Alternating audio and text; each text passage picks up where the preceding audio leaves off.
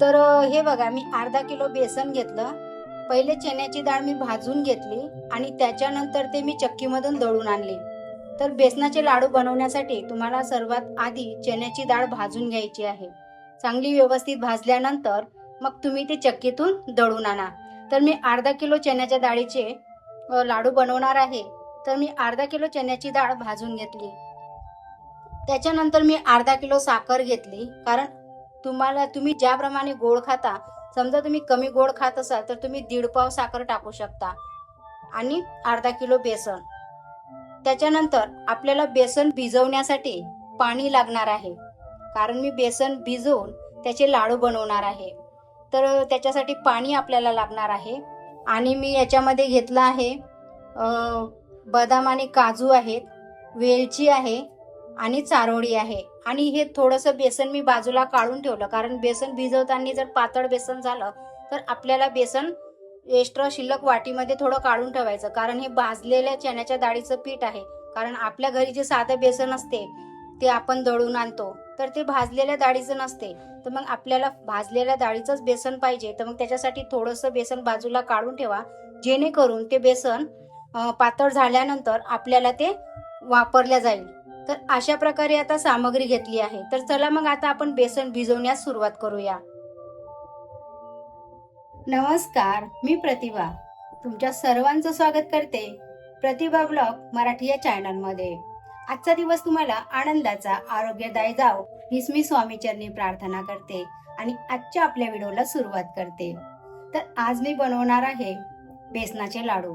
तर बेसनाचे लाडू कशा प्रकारे बनवायचे आहेत ते संपूर्ण माहिती मी आजच्या व्हिडिओमध्ये तुम्हाला देणार आहे.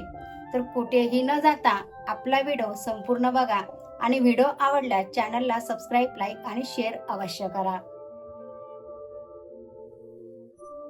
तर अशा प्रकारे आपण व्यवस्थित बेसन भिजून घ्यायचं आहे. आणि बेसन भाजून पण लाडू करतात. पण काय आहे, बेसन भाजून लाडू बनवलेत ना तर त्या बेसनाचा ना वेगळाच वास येतो. तर मला ते बेसन भाजून बनवलेले लाडू ना आवडत नाही. तर मी अशा प्रकारे लाडू बनवते. आणि हे लाडू आहेत ना, खायला इतके छान लागतात ना, खूप छान हे लाडू लागतात. आता समजा मी बेसन ठेवलं आहे साईडला, तर आता हे बेसन घट्ट आहे. तर मग आपण जे उरलेलं बेसन आहे ते शेवटी वापरून टाकायचं, म्हणजे याच्यामध्ये टाकायचं. तर हे बघा, अशा प्रकारे आपलं व्यवस्थित छान असं बेसन भिजून झालं आहे. तर आता या बेसनाच्या आपल्याला पुऱ्या बनवायच्या आहेत. तर चला मग पुरी बनवायला सुरुवात करूया. तर मी कढई ठेवली, कढईमध्ये तेल टाकलं आणि आता आपल्याला बनवायच्या आहेत बेसनाच्या पुऱ्या.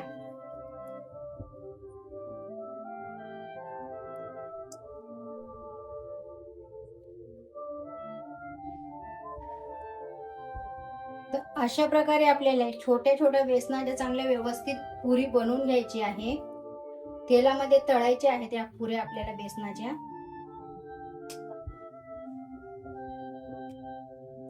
एकदा तुम्ही बनवून बघा असे लाडू. हे असे लाडू ना खूप छान लागतात.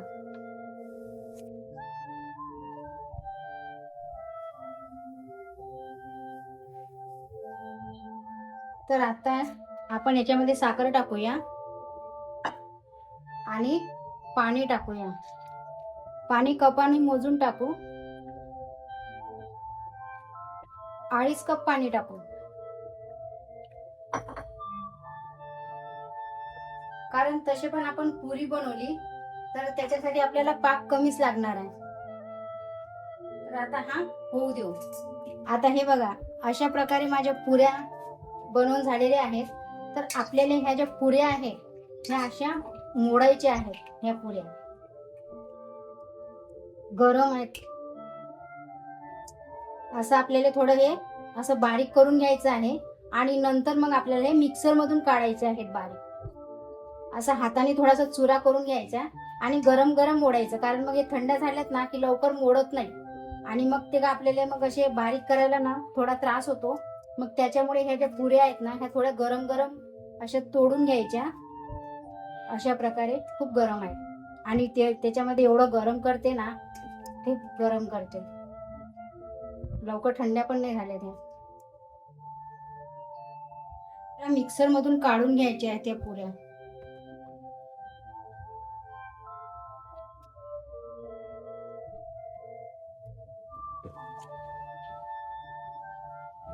हे बघा, अशा प्रकारे एकदम व्यवस्थित अशा बारीक करून घ्यायच्या. कशा असं लुसलुशीत बारीक झाल्या ते. अशा प्रकारे पूर्ण आपण हे काय केलं, मिक्सर मधून बारीक केलं. तर हे बघा किती छान असं बारीक झालेलं आहे. हे बघा. आणि मग हे मी खोबरं खीस, वेलची, बदाम, काजू सगळं मी मिक्सर मधून बारीक केलं. आता मी हे याच्यामध्ये टाकणार आहे. खोबरं खीस, वेलची आणि चारोळी, बदाम, काजू सर्व मी मिक्सर मधून बारीक केलं. आता हे याच्यामध्ये असं मिक्स करते. कारण मिक्स झाल्यानंतर आणि मी पाक ठेवलाय ना शिजवायला साखर टाकून, त्याच्यामध्ये पण 3-4 वेलची टाकल्या. कारण ते ना चांगल्या पाकामध्ये अशा मस्त व्यवस्थित शिजवले जातात आणि मग त्याचा पण एकदम छान असा सुगंध वेलचीचा आपल्या लाडवाला येतो. तर अशा प्रकारे बघा तर हे आपलं झालं लाडवाचं तयार. तर आता पाक बनवायला ठेवला. हा आपला पाक तयार झाला. आणि पाक कसं बघायचा, अशा तारा तुटल्या पाहिजेत आणि मग असं बघायचं. हे जे आहे ना पाक असा हाताला लावून बघितला ना तर हे अशा तारा आहेत ना अशा तुटतात. मग त्याच्यामुळे काय होतं, समजून जायचं की लाडवाचा पाक तयार झाला. तर आता हा आपल्याला थोडा थोडा पाक आहे ना याच्यामध्ये टाकायचा आहे. आपल्याला पहिले थोडा टाका, नंतर मग कालवून घ्या आणि नंतर मग आणखी थोडा टाका.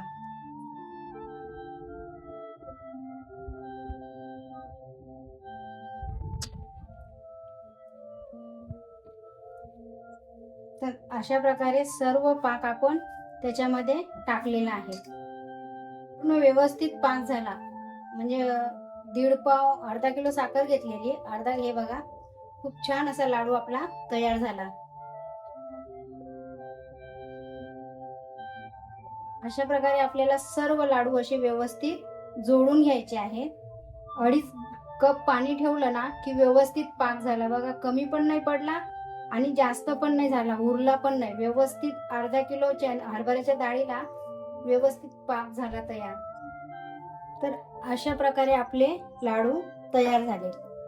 तर बघा किती छान असे लाडू तयार झालेत आपले. खूप सुंदर लाडू आहेत. तर आता सर्वात आधी नैवेद्य स्वामी समर्थांना दाखवते आणि नंतर मग टेस्ट करते. तर तुम्हाला ही रेसिपी कशी वाटली नक्कीच मला कमेंट करून सांगा. आपल्या चॅनलला सबस्क्राईब, लाईक आणि शेअर करा. तर भेटूया नवीन अशाच एका रेसिपीमध्ये. श्री स्वामी समर्थ. धन्यवाद.